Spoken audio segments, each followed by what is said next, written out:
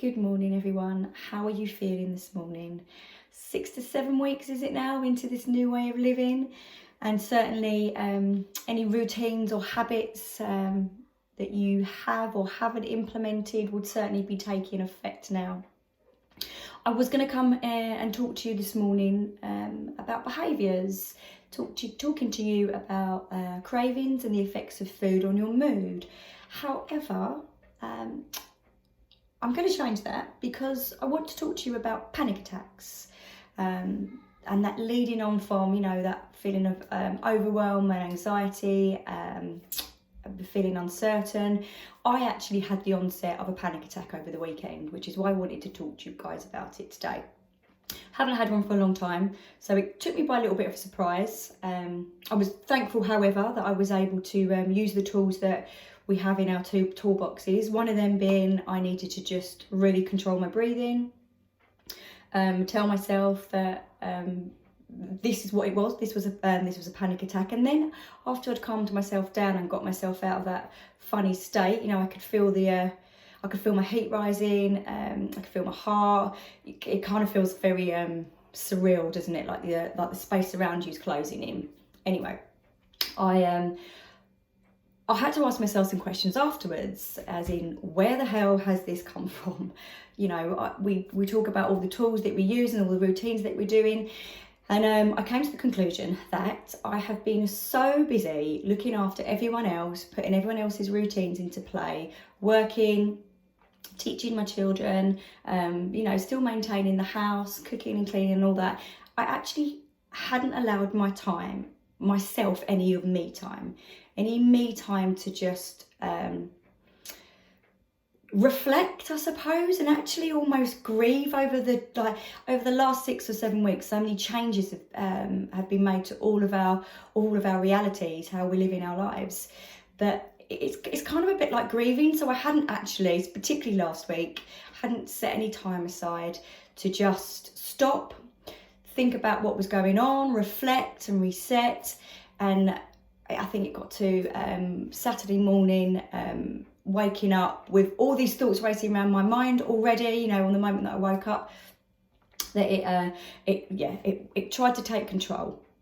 So I had to tell myself as well, whilst doing the breathing, that this was my mind, this was my, not monkey mind, but my survival self telling me that, or putting me into a panic mode, and then having to reflect over all the times that we've been in certain other maybe challenging situations and how I've overcome them. Remind myself as an affirmation that I am doing the best that I can. We can do anything. We just struggle with maybe doing everything. And I think that's what I was trying to do. Struggling to do a lot last week. So understanding those triggers. So for me, the onset of a panic attack was I was doing too much for other people, not allowing myself any of me time, any special time. So over the weekend, since that period, that Saturday morning, after doing my breathing, I ran myself an amazing bath with some Epsom salts and some bergamot,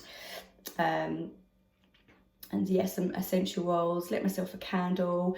I continued to do my journaling, but certainly in my journaling I made myself aware. Sometimes by writing this down it makes it even more powerful. So I wrote down how I'd felt, what had happened that day and what happened in the week, like really just focusing and acknowledging that,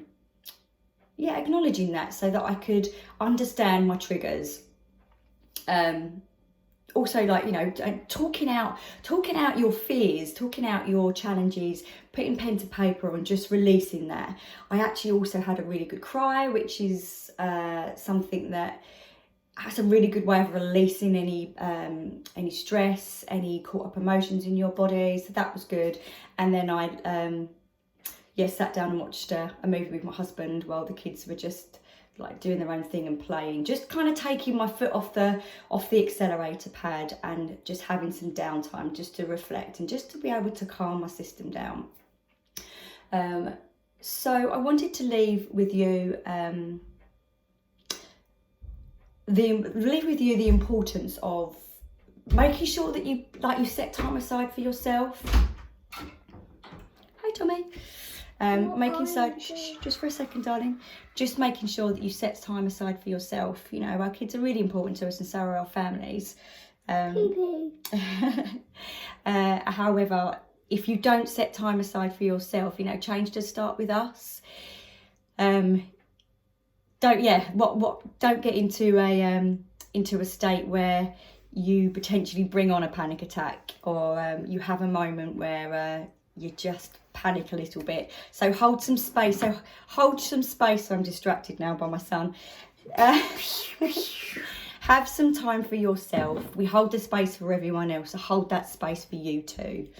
On that note, have a good week. I will maybe talk to you next week about food and mood and the effects of that. But yeah, so I'll leave you with the thought of just hold the space for yourself, have some time for yourself, and have a good cry if you need to. It's a really good way of releasing. Have a good day. I'll speak to you soon. Take care.